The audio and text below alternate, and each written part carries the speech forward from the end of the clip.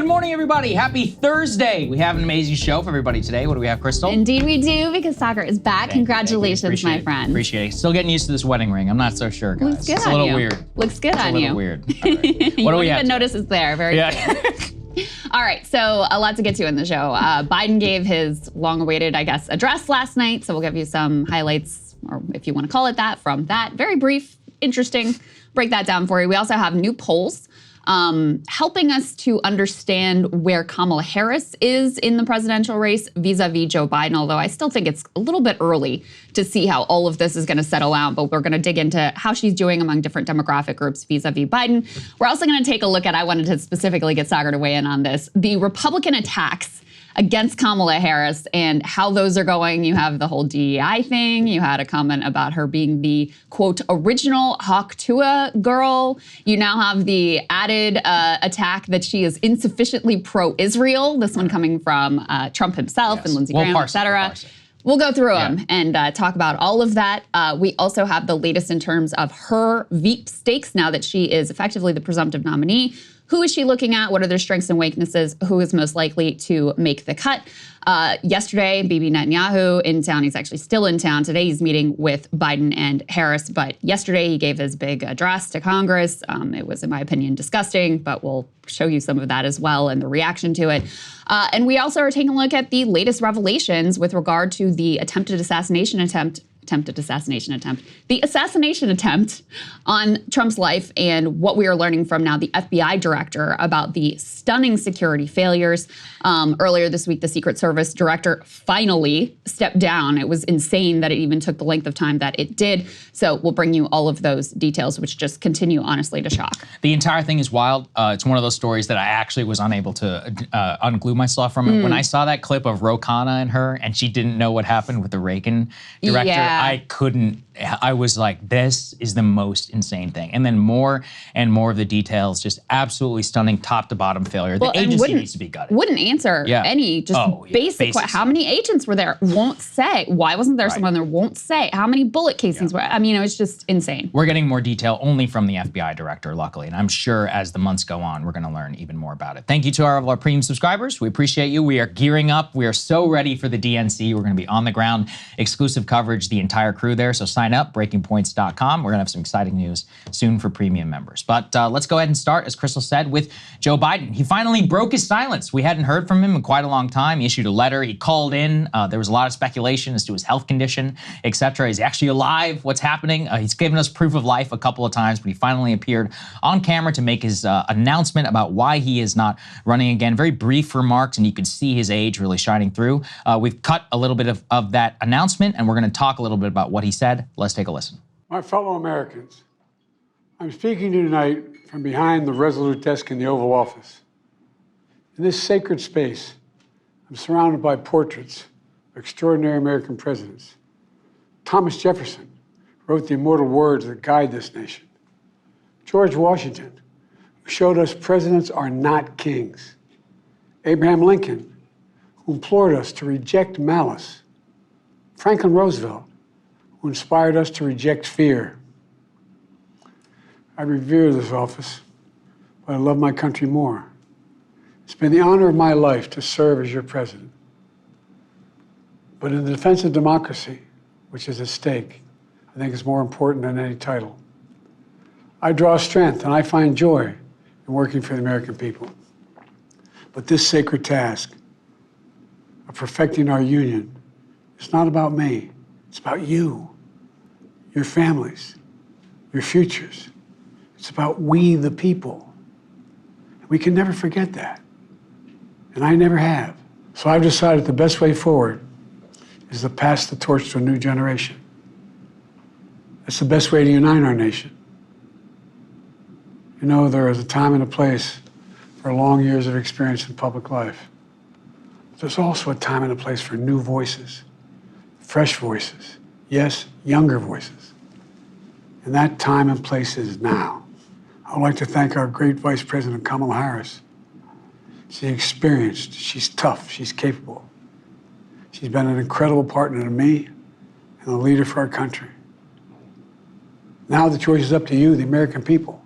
Nowhere else on earth could a kid with a stutter from modest beginnings in Scranton, Pennsylvania, and Claremont, Delaware, one day sit behind the resolute desk in the Oval Office as President of the United States. But here I am. That's what's so special about America. I mean, this is incredibly stunning, Krystal. I mean, just to reflect a little bit back on the history of it, I've been thinking a lot about that. The 1968 parallels are out of control here. We literally have an RFK in the race, a one-term Democratic president deciding at the last minute not to run for re-election. He's endorsing his vice president. The vice president now has the noose around the neck, possibly running better than the current president would have, but has to contend with unpopular foreign wars and the domestic turmoil that has been wrought under their presidency. I haven't gotten yet a chance to even just consider how historic and crazy it actually is. I know things have been moving so quickly for everybody here at the desk, but let's take a moment and pause that this is a shocking turn of events. Theodore Roosevelt, Lyndon B. Johnson, and now Joe Biden, you know, the three presidents who meaningfully could have run, I guess George Washington too, meaningfully could have run for another term, and choosing not to do so is a stunning admission, at least in the two cases of LBJ and here. I could not win. I am not the best standard bearer. And I know you've weighed in on this too, but I can't tell you how annoyed I was reading all this. What a stunning and heroic man. What a great man. There's no heroism in dodging a primary and, you know, by your own incompetence and arrogance agreeing to an early debate, then being forced out by Democratic primary elites, not actually Democratic voters, who then you have the anointing of your vice president, and nobody's actually cast any real votes here before you're even going into the convention. So it might be as anti-democratic as a process as it is. I am glad that he's gone. I mean, honestly, even watching that, I was cringing the entire time. I said, this man needs to go today. Like, this is an urgent national security crisis now. He continued throughout it saying, oh, I still am up for the job. I'm gonna continue the work. I'm like, dude, you gotta go. Like, his decline just in the last 2 months is out of control. Just truly stunning. So to be honest with you, I felt like a sense of relief watching it, that I didn't have to like hold my breath as much from, because I'm like, at least there's a short time frame left for this guy to be president of the United States. And I suspect that a lot of Democrats felt the same way, because this was 12 minutes off a teleprompter. Like, this should be a gimme for any replacement level politician out there.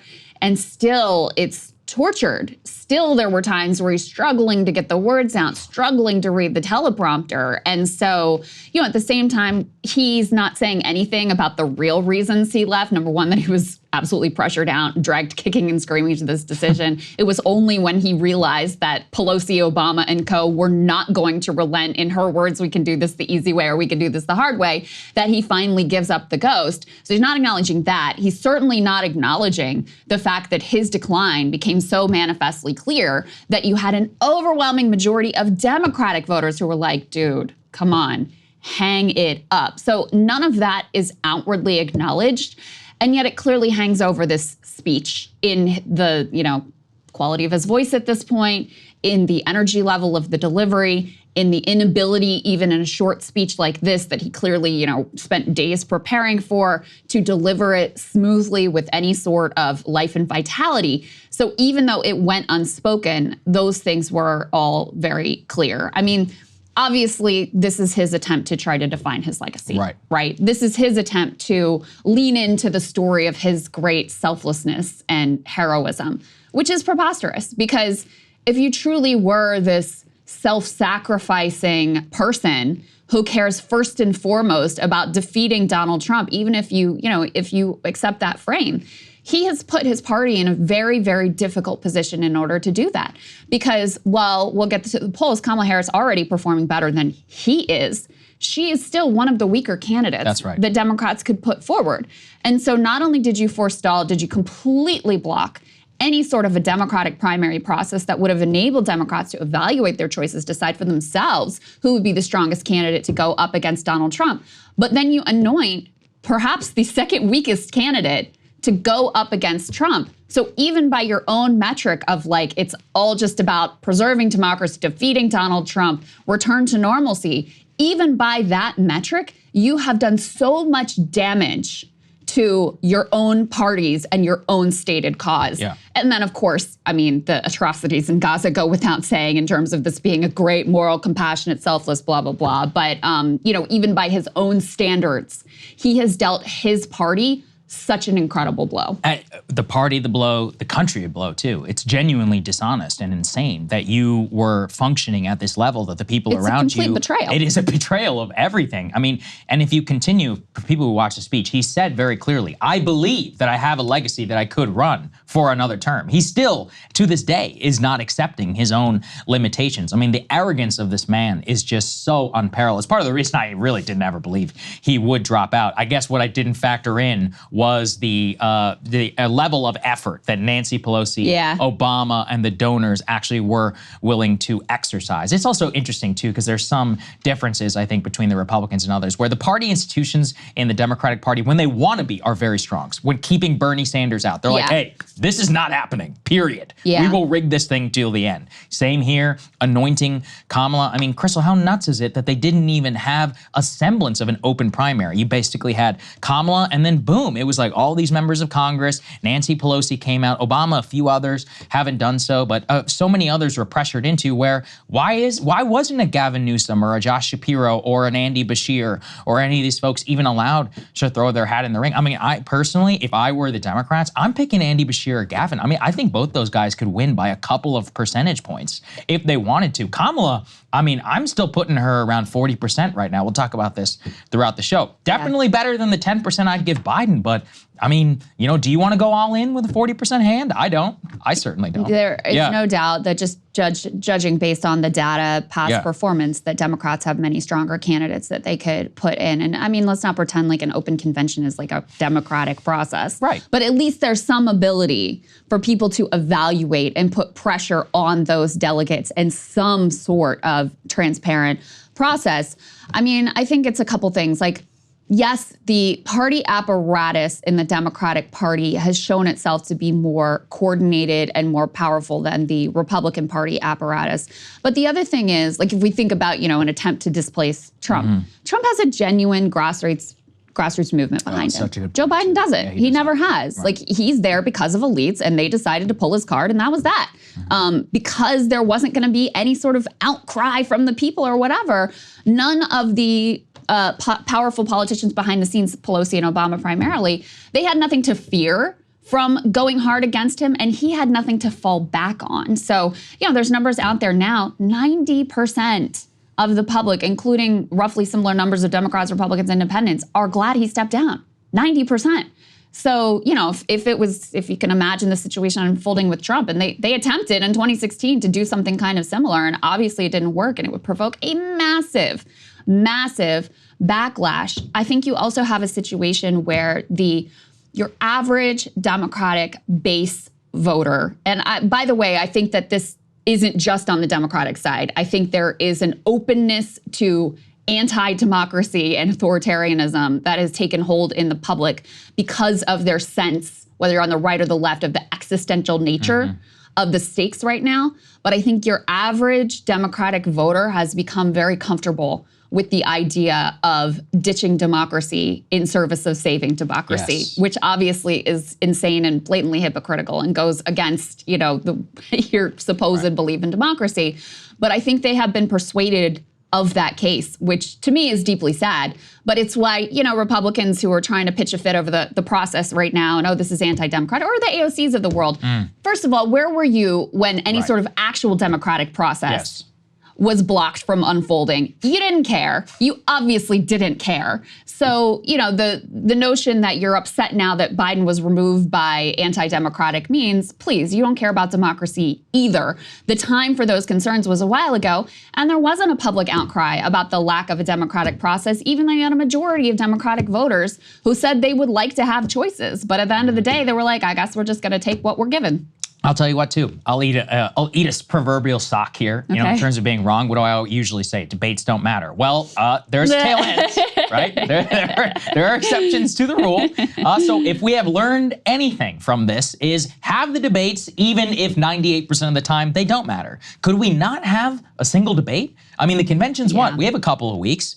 it only takes a couple days to put this thing together. Yeah. Get Kamala on the stage, get Gavin, get Josh, get everybody up there, the open thing, and let it fly. Let's see. Let's actually see what happens. And if you can't do that in the same way that Joe Biden's presidency was destroyed whenever he was okay on a teleprompter but fell apart under challenging questioning, what lesson should we draw from that, folks, is that we have to have the process, at least the very basics and the minimums, to vet the person and allow it to come. And then look, if she wins from there, cool. I don't think anybody could be upset about that. But the rigging from the very beginning is very, very troubling, right? Because as we said, there are two people it will be on. It will be on then Joe Biden for getting everybody in the situation if Trump wins, but it's also going to be on the power brokers and others that didn't call for the quote unquote mini primary. Even Jim Clyburn called for a mini primary, recall, only 2 weeks ago. Yeah, that's true. But he didn't, immediately he comes out and endorses Harris. And I think that's a big mistake. It's a big, big mistake.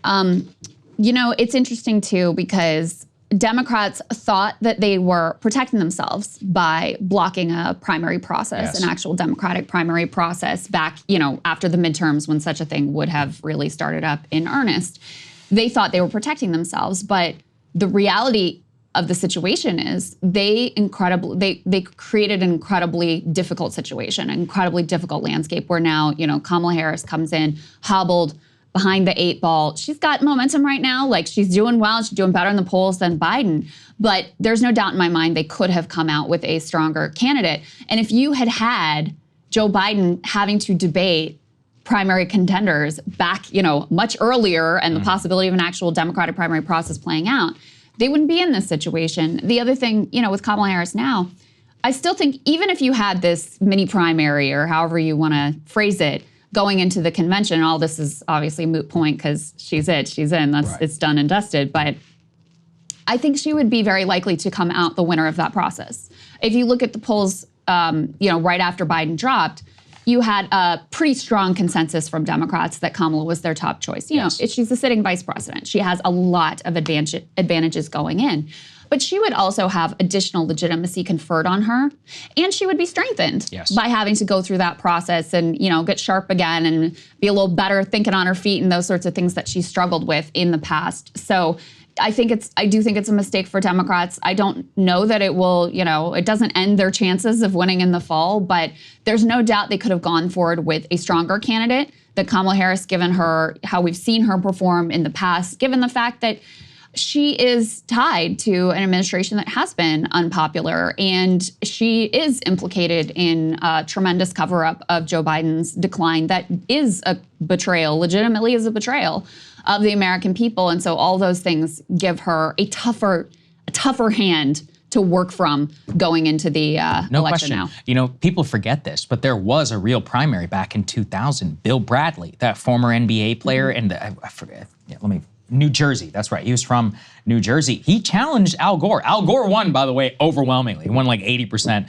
of the vote. But that mattered because Al could say, hey, I actually challenged and won this nomination. I'm just getting anointed because I'm the former vice president. Hubert Humphrey also ran a real primary process in 1968. Now, would he have beat RFK? No, I don't think so at all. But at the very least, he was able to coalesce the party to try and bring some consensus going in with Vietnam and all the other tearing apart of the process, and there were civil rights and all of that. And I think he emerged strong enough for it. Now, he ended up going on to lose, but there was a lot that was going into that. And if you look at the popular vote and others, he came relatively close. He could have won the election quite easily. Democracy and democratic action, like debates, primaries, and others, there's a certain anti-fragility to it in it creates and stress tests you up to the top. And I've never actually believed more in that system than I have now, just to show where I didn't think it mattered. But we've never had an 81-year-old who's on the verge of dementia running before. And that is literally what the process is designed. Another thing I think Americans have been robbed of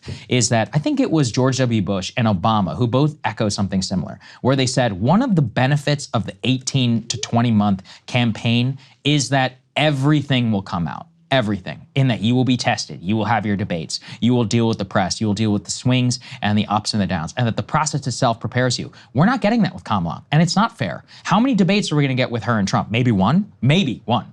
2, if we're lucky. No, we should have 5, actually, because you're so late in the process. More so, we haven't had the ability to stress test this woman for real, in a real campaign process. If I'm her, I'm not debating very much, and I'm just gonna stick to the stump. She seems fine in a teleprompter, and she does pretty well, for donor calls and all of that. But I don't think that's fair to America to have a very little amount of time when Trump, if anything, he's been out there for almost 2 years now. Yeah. And he's running. And so there is an inherent unfairness, I think, to Americans here. But the problem is that voters, as you've said correctly, they are very willing to just sit and eat it, and take it. Right now because they hate Trump or they hate, Kamala or whatever. They'll just sit there and be like, it's cool. I'm fine with it. And we should get away with that. If she loses, I would hope the Democrats learn that lesson. I really do. What do you make? They won't. Spoiler alert. I know. They won't. But some people were. Some people were. Their fear of democracy and their desire to control everything from the top down ends up really damaging their own political prospects.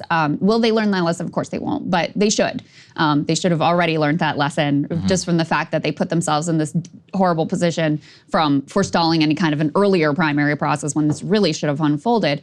I wonder what you make of the fact there's a lot of I think New York Post was reporting some rumors about Obama and why he hasn't endorsed Kamala. Now their claim is basically he doesn't think she can win. He's mad that Joe endorsed her on the way out.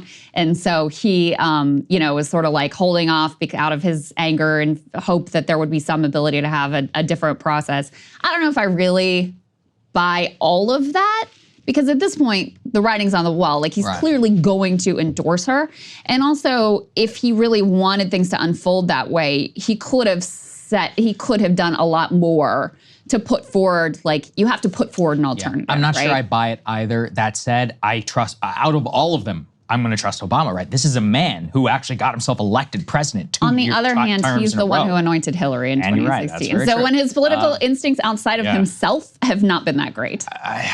I could waffle it either way. I would just say there's a Napoleon alleged quote, if you're gonna take Vienna, then take Vienna. So in my opinion, if you're gonna kick Biden out, then do it. Yeah. Then go. If you're gonna kick Biden out, let's go for broke and let's win. That's what the mindset would be. I don't know why they chose this crazy half measure. So if I were Obama, I'd say, all right, well, if we're getting rid of Obama, or if we're getting rid of Biden, well then let's put somebody in who can win. Let's put in a Gavin, let's put in a Gretchen, let's put in a Shapiro, Andy Bashir. All 4 of those people would run more than Kamala Harris. Even Gretchen Whitmer. And by the way, I'm not fans of any of these people. I don't like any of these people. But I can read a poll and I can understand too where that breath of fresh air, that ability to, look at the enthusiasm that has been engendered from Kamala. Now imagine it times 50, I think, for somebody who literally came out of left field. I think it would be even more. For Democrats, people would be excited, especially if you were able to put a ticket out there. So I think it was a huge missed opportunity. But, I don't know. Should we go to the next element? I think Karine Jean-Pierre doing her thing. Here's Karine Jean-Pierre being asked, why, if Biden is going to resign, or if Biden is not going to run, why doesn't he just resign? How can we have any confidence that he can even stay in the job? Here's her word salad of an answer. The president believes that it's best for the country that he not be in the Oval Office for another 4 years. How can you assure the American people that he's up to be in the office for the next 6 months? Well, first I would say is that, and I've heard these suggestions out there. This is not an answer to you. This is an answer to the suggestions that I've had. I've heard about him resigning from office.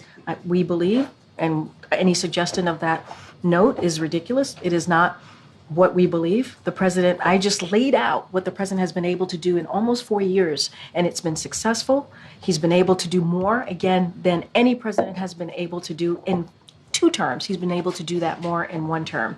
And he wants to finish the job that he started and delivering more historic results for the American people.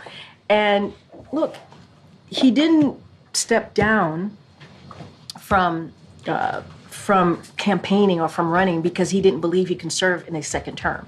That is not why.